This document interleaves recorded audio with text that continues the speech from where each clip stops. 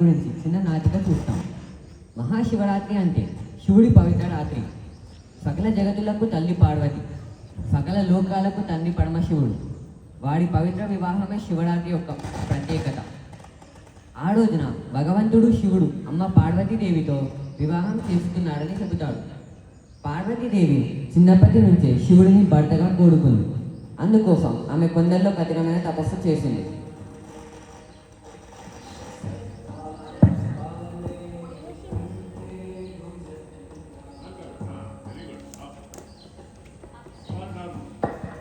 ఓ శివశంకర, నాకు నీ అనుగ్రహం కలగాలి. నీకు నేను సరైన భార్యని అవ్వాలి.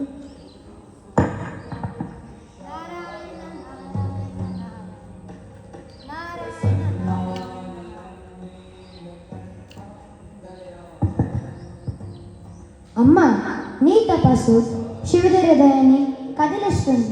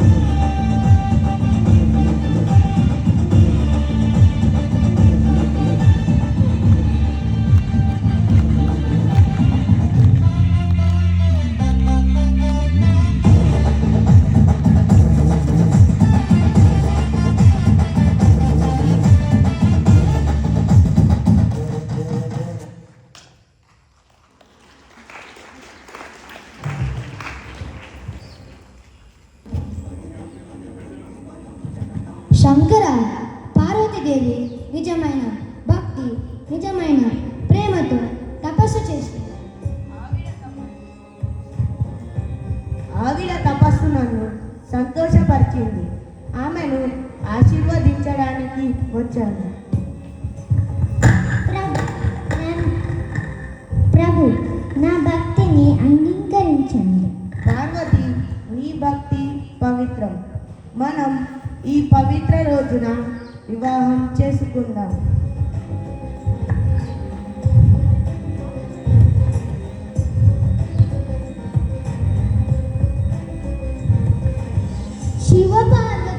శివ పార్వతుల వివాహం జరగబోతుంది. వచ్చి చూద్దాం. ఈరోజు మహాశివరాత్రి శుభదినం. అలా శివుడు మరియు పార్వతీదేవి ఆ రోజున వివాహం చేసుకున్నారు. ఆ రోజు నుంచే మనం మహాశివరాత్రిని జరుపుకుంటున్నాం. దాని సందర్భంగా జాగారం, ఉపవాసం చేస్తారు. ఉపవాసం చేయడం వల్ల మనసు, శరీరం పవిత్రంగా ఉంటాయి. భగవంతునిపై ఏకాగ్రత పెరుగుతుంది. ఈ పవిత్ర రాత్రిలో శివనామస్మరణ చేస్తూ జాగారం చేస్తే పుణ్యం లభిస్తుంది అని నమ్మకం. శివపురాణం ప్రకారం ఈ రాత్రి భక్తితో జాగారం చేస్తే శివుని కృప లభిస్తుంది. ఈ వివాహం ప్రేమకు, త్యాగానికి, సమానత్వానికి ప్రతీక. అందుకే శివరాత్రి శుభరాత్రి. ఓం నమః శివాయ. మహాశివరాత్రి మనకు 3 మంచి విషయాలు చెబుతుంది. భక్తి, నిజమైన మనసు ఉంటే దేవుడి దయ కలుగుతుంది. శాంతి, భక్తి, మంచి ఆలోచనలను, ప్రేమ, ఇవి ఇవే నిజమైన శివరాత్రి పూజ. ఓం నమః శివాయ.